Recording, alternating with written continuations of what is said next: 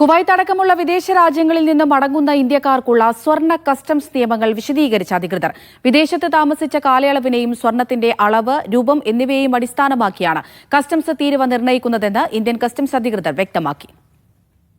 ഒരു വർഷത്തിൽ കൂടുതൽ വിദേശത്ത് താമസിക്കുന്ന യാത്രക്കാർക്ക് ഡ്യൂട്ടി ഫ്രീ ആയി സ്വർണ്ണാഭരണങ്ങൾ കൊണ്ടുവരാം. പുരുഷന്മാർക്ക് 20 ഗ്രാം വരെയും സ്ത്രീകൾക്ക് 40 ഗ്രാം വരെയുമാണ് അനുവാദമുള്ളത്. 20 ഗ്രാമിന്റെ മൂല്യം 50,000 രൂപയും 40 ഗ്രാമിന്റെ മൂല്യം 1 ലക്ഷം രൂപയുമാണ്.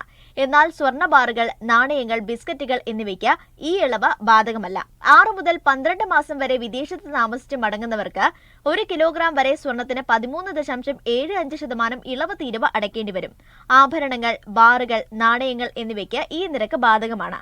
6 മാസത്തിൽ താഴെ വിദേശത്ത് കഴിഞ്ഞവർക്ക് ഏറ്റവും ഉയർന്ന നിരക്കായ 38.5% തീരുവ ബാധകമാകും. ഇവർക്ക് ആഭരണങ്ങൾക്ക് പോലും ഡ്യൂട്ടി ഫ്രീ എലവൻസ് ലഭിക്കില്ല. തീരുവ അടയ്ക്കുന്നതിന് വിദേശ കറൻസി അല്ലെങ്കിൽ കുറഞ്ഞ ഫീസുള്ള ക്രെഡിറ്റ് കാർഡുകൾ ഉപയോഗിക്കാമെന്നും ഉദ്യോഗസ്ഥർ അറിയിച്ചു. Media 1 Kuwait city.